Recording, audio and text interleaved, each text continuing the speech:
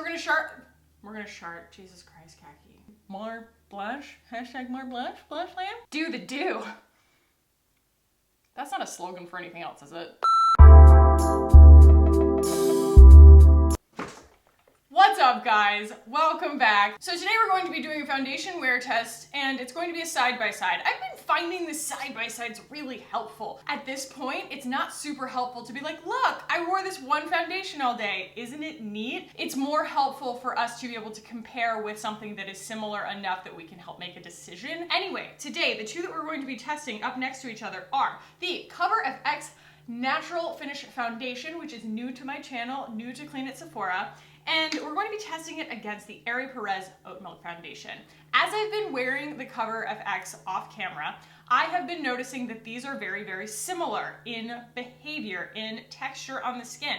They are not as similar in terms of ingredients. This has a lot more ingredients in it than the ERE Perez does. Yes, they both have emulsifiers that are going to give you a beautiful finish, but this one happens to contain dimethicone and this one doesn't. And I know a lot of you guys have a preference towards not having dimethicone in your products. And so I'm going to test these together all day to see if the dimethicone really makes a difference. We're also going to discuss all of the ingredients, why they're in there, and test to see if that really shakes out in the end, like whether it matters. So if that sounds cool to you, hang out, grab a snack, let's go ahead and put this makeup on my face. So not only are we going to be using the coverfx, and I have it in two shades, we will talk about that in a second, Natural Finish Foundation, but also I have the translucent powder right here. I got a little one of it because Lord knows I've got enough powder. I had forgotten to light my background. Does that look different at all? I have no idea. I had to go hunt this down. We're also going to be using the coverfx Power Play Concealer. I already have thoughts on this. And finally, we are going to be putting this on camera. Yeah, I went for it. These are the new blush duos. We have a shimmery one that looks very much like a Milani Luminoso or something, and then also a matte blush. And we're going to be putting those on today. I got it in the shade Soft Peach, thinking that they were going to be a little bit peacher. They're very, very pink. I'm not like the hugest fan of this colorway. I'm not sure how I feel, and they are kind of pricey, but we're gonna put them on anyway. So we're gonna shart, Jesus Christ, Kackie. Pull it together. We're going to start with N10. You can see it's got that same kind of bouncy serum-y texture as the ERE Perez, which is what drew it to mind initially. And I'm going to apply this very thinly because I'm not just gonna set myself up to fail here. It's super duper hot outside in Austin, Texas right now. And if I put this on like a big shellacking of makeup, I know what it's gonna do. It's gonna look like crap in a couple of hours. And that's not really about the foundation. It's about how like nothing should be expected to perform when I'm sweating 15 times a day. You guys don't like to put on a shellacking of makeup. That would not be why you came to my channel, so we're not gonna start today. Now you can see this is a little bit light for me right now because I do A, have a little bit of the ombre tint on, and B, I have a fake tan. And it's, you know, summertime here in Austin, so it's already starting to give me tons of pigmentation, which, you know, if you kind of like squint your eyes, I look tan. That's that. And I'm going to go in with N20 kind of around the perimeter and blend in a little bit. This is similar to the situation that I have with the ERE Perez, if you recall. The two shades that are closest to my skin tone really require that I buy both of them and mix them together. However, there are so few shades of the ERE Perez. That is not the case with the coverfx. The coverfx has 40 shades. It was that original line in the sand that, you know, Fenty drew where it was like, oh my gosh, well, we have to have 40 shades if we want to be inclusive, which is not always the case. And honestly, I want to say about this that I don't think that these 40 shades are the right 40 shades. I have gone through now 3 shades. The first one I ordered was a G, like a G20 or something, because I am typically a golden undertone person. It was like crazy golden, which is fine. A lot of lines are like that. But in this case, I bought the neutral ones, and they are still a little bit too weird. Like N10 is just a little bit too porcelain for me, and N20 is a little bit too golden for me. And also, they took them off the shelves in the store, which is super frustrating because this is an exclusive to Sephora, so you can't go in like Ulta and shade match yourself for it. There are 40 shades that you have to navigate without being able to swatch them, which to me is just really wasteful because you're going to end up throwing a lot of that that product out because people are going to return it to the store because they didn't shade match themselves accurately in the first place. I heard it was kind of a snarky thing they did to begin with, where something happened where they pulled them off the shelves because coverfx violated some kind of exclusivity contract or something. I could be wrong, but that was just what somebody said in my comments. But still, it's very difficult to find your match among 40 shades without being able to try it in store. I realized I didn't move you guys in, so hopefully that's more useful. So now we have that on one side of my face, and like I said, you know, it's not the most ideal match in the world. I don't know, I think it's okay. Then we're going to use the ERE PEREZ on the other side. We've already done a full wear test of this on my channel. I did like it very, very much. I like it because it is one of the only, or I guess one of the first, clean foundations that I found that A, had that really, really nice dewy, bouncy finish that I am accustomed to from a lot of my, you know, old favorite foundations, but also it really performed. It had really, really beautiful wear time. We will see if that stands up in this weather. Oh, it's so pretty though.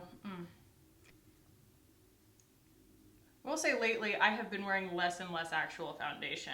When I do put on a full face of foundation, I feel like I need to dress up to it. And I haven't really been feeling like doing that lately. It's just so stinking hot. And I am a sun baby, you know, I'm from Florida. I love the sun, but the sun doesn't love me, unfortunately. Lots and lots of sunscreen. That goes on so fast. God, that's so pretty. So let me zoom in and show you guys the difference between the textures here. So I feel like the coverfx goes on more makeup-y. It is natural finish foundation, but emphasis on the foundation. And when it first goes on, it is like this, but I will say that within an hour or so, it actually wears in really nicely.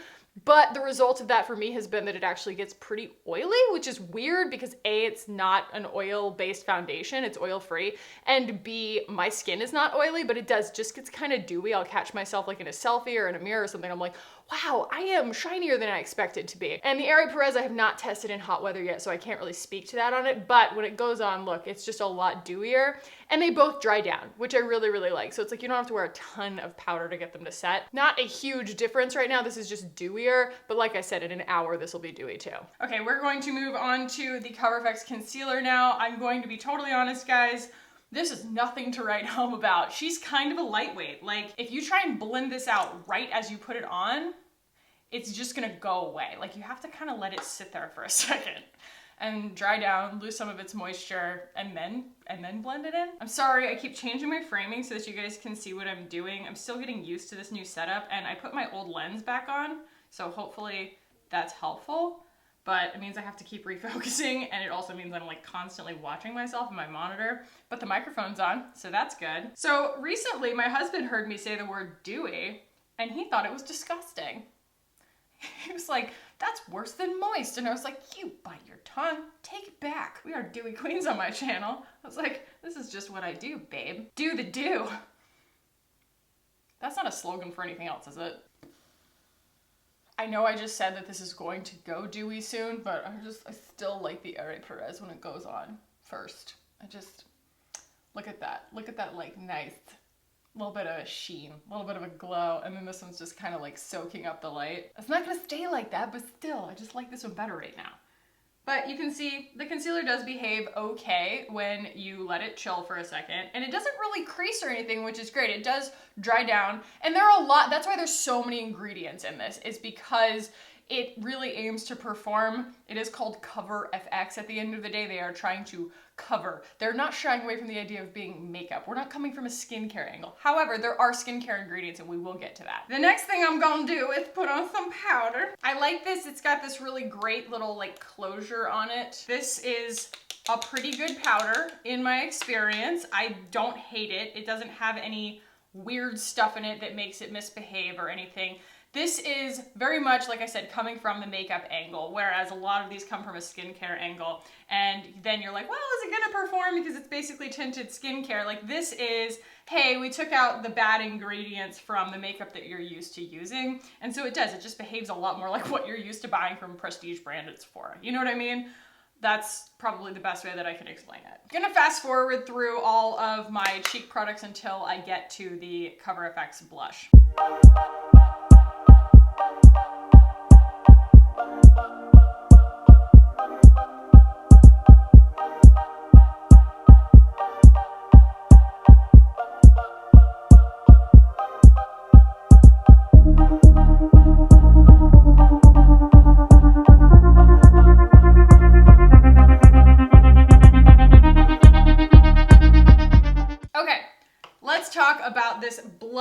duo here. So you guys know, typically I put on 5 cheek products. I put on a shimmery bronzer, a matte bronzer, a shimmery blush, a matte blush, and a highlighter, if not more than that. So this takes care of 2 things at once. It is $38. You get 0.51 ounces of product. I'm assuming that's between the 2. So half an ounce of product between the 2. I'm kind of dusting this off on the back of my hand because this is a freaking highly pigmented blushing situation. Whoops, oh well. Should probably be using a smaller brush, but lazy. Also, I just like diffusing the product. I can always go back in and fix it, but I did get a little too much right there. This is the shimmery one that I'm going in with right now, and I'm putting it on this big Thrive brush that I love so very much. But while I like this, I don't love using exactly the same tone of blush and shimmery blush, and so after I use this, I feel like I still need more blush, hashtag more blush, blushland, to balance it back out, you know, get it a little bit more orange or a little bit more something, because it's just a lot of pink on pink. And here we go with the matte. Oh, it's too much. I know that sounds crazy, but it's not so much that I think that it's too much blush as much as it's too much pigment for the amount of product I'm putting on my face. I'm being so careful. I'm dusting it off on the back of my hand, and I still just feel like it just goes on in an aggressive, hard to control kind of way. That said, we're going to go in with my PYT. This is the Heartbeat Cheek Color in Exhale, and it is a very cool toned ballerina kind of pink, and I like to use it to diffuse the edges when my blush ends up a little bit too harsh. I don't like that raccoon eye vibe, and I like when everything blends really nicely. I will say, super creamy formula on the coverfx blush. I just think that it's a little bit hard to control. It's just not what I'm used to, you know? I wish that I knew exactly what brush to use to make it work or something, because it's just a little bit unintuitive. But the shimmer one is absolutely gorgeous. So let's now talk about ingredients in these 2 products. I'm getting out my other computer because your girl made some spreadsheets, okay? The ERE PEREZ has 18 ingredients, and the coverfx has twice as many, has 36 ingredients. So the coverfx mostly has just a lot of emulsifiers in it, a lot of things that are going to be very smoothing, glycerin-y, things like that. It does have dimethicone in it, and the ERE PEREZ does not, like I said in the beginning. The only kind of like yellow flag ingredients that are in the coverfx is acetyl PEG PPG dimethicone, which is basically just another alternative to a dimethicone, even though it already has regular dimethicone in it. There are a lot of really smoothing ingredients in this. They're really taking like the performance of it seriously. And the other one that gets kind of a high score on EWG, and high is usually bad on EWG, but it gets a 4, is phenoxyethanol, which is a preservative, and I think that the reason that they put the preservative in there was to preserve the shelf life of the tetrahexadecyl ascorbate, which is a fat-soluble, I want to say, version of vitamin C, because there are a lot of different kinds of vitamin C, water-soluble, fat-soluble, that they'll put in things. Each of them has a different workaround for the fact that vitamin C is very unstable. So they will either stabilize it with like ferulic acid, or they will make sure that it stays in a very dark container, which they should do anyway, or they'll stabilize it the way that they have this way with, you know, with making it fat soluble and things like that. So the only other thing that kind of struck me as weird ingredient wise is that the coverfx also has sorbitol in it, like an artificial sweetener. Not really sure what that's about. It also has xanthan gum in it. Xanthan gum is something that you put in like a gluten-free flour blend to make it so it doesn't pool. When you put it in the oven, it just kind of helps everything stay sticky and stay together. It sort of imitates gluten for those of us who can't have gluten. All of these things are basically to help it stay really moist looking and hold together over the course of the day.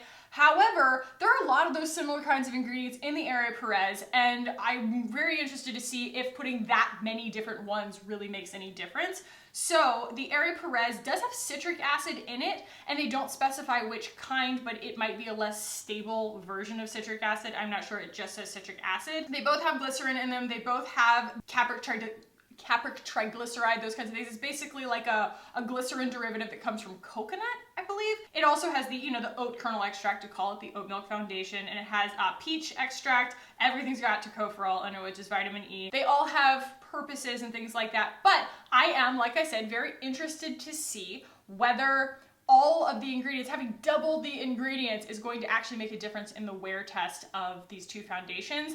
Price-wise, the CoverFX is $42 retail. You can get it a little bit cheaper in different places, but it's $42 on the actual CoverFX website and on Sephora.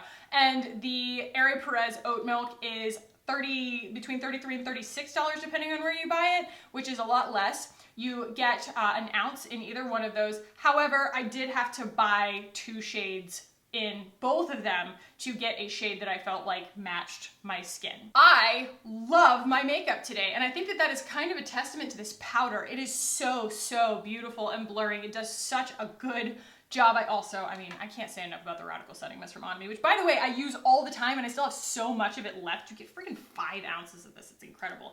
Anyway, I really, really dig my makeup today. I think it's super, super like pretty without looking too makeup-y. I just love it. I also, even though the blush was a little annoying to work with, I still think that it turned out really beautifully. So I'm going to wear this for the rest of my day. I will check in with you guys in at least 8 hours, unless it just totally starts to fall apart, but I think that it's gonna be fine. And we will discuss whether it is worth it to have all of these ingredients versus very few ingredients, pay more versus pay less, which one that I would recommend for whom. So I will see you guys at the end of my day. I left my microphone on all day. I left my candle burning all day. Also, I went way, way too far on my brows earlier when I was doing my makeup, and I ended up wiping a lot of it off later. So if you were watching earlier and you were just like, Kackie, stop. I did. Hello. It has been 8 hours since I put this face of makeup on, and you guys, they have both performed extraordinarily well, like shockingly well. I honestly can't help but think it had something to do with using the Drunk Elephant Umber tint underneath it instead of the other SPF that I've been using. It like primed my skin, I think, because these are both flawless after 8 hours, and I just wanted to show you. It is 97 degrees right now. Mike and I walked around at the outdoor mall, the Domain here in Austin, for over an hour. I mean, I'm sweating right now. It's really hot in the upstairs of my house. Was definitely out in the sun today. And I mean, I went down just now because I honestly like wanted to make a firmer decision. I went down to my downstairs bathroom and went to like my mirror of truth. It has the very like unflattering natural light in there where I always look in there and I'm just like, oh, so that's how it is. Not only are they both still so beautiful, but there's like almost no difference between the two. I'm gonna zoom in a second, you can see for yourself, but it is crazy. I mean, it looks like the same makeup on both sides. Everything stayed pretty put, and I was wearing sunglasses all day. And there was even a point at about 2:15, which would have been about 5 hours into putting this on my face, where I said to myself, I'm going to, you know, make no effort to preserve this. I'm going to really like try and let this sweat. Guys, here's the CoverFX side. Here is the ERE Perez side. They look fantastic. My pores are blurred. Nothing is sagging. Nothing is faded. I knocked a little bit of makeup off my eyebrow right here because I was just, you know, changing. I was trying on clothes. The combination of the powder and everything, like everything looks flawless. I honestly think I may have screwed this up by using the Drunk Elephant underneath it, but honestly, if that's a secret, I would rather screw it up in a good way and make everything look totally bomb and then we all learn something than screw it up with like the wrong primer and everything goes to hell. Like, I don't want that either. So I would say that the biggest takeaways here are, A, I need to keep testing and see if that sunscreen is like that good of a primer. But B, if these are so similar that they're like almost indistinguishable, I would say that they are indistinguishable, then if Dimethicone bothers your skin and you don't want to pay the extra $10, the ERE Perez is just as good. The one thing I would say that CoverFX does have on the ERE Perez is shade range. And they do have a more stable form of vitamin C in there. If that's worth it to you, obviously I have not worn it long enough I would have to like do a really serious science experiment, like wear only these 2 foundations for like months on end or something to be able to tell you whether that vitamin C makes a difference. But my skin does really like both of these. It isn't bothered by either one. So to me, it's not necessarily worth it to spend the extra money, especially because I did end up buying 2 shades of the foundation. But if CoverFX has a shade that just nails your skin tone, then I could see the advantage of it because it would actually be more cost effective for you. That said, I'm like over the moon about both of these. They're so pretty. I love this face of makeup. Even now, 8 hours later, I feel so pretty. All day long, I was just like, you know, checking myself in various mirrors, being like, is this really that good? And they're both really that good. So yeah, if you want to save 10 bucks and you don't want dimethicone in your products, there's a ton of other really resilient products in the ERE Perez that are still going to give you that like exact same performance. So I will list all the products that I use down below, and I'm honestly thinking, guys, like, don't sleep on that drunk elephant on Pretend. I think it might be the thing that kind of locked all this in from the beginning.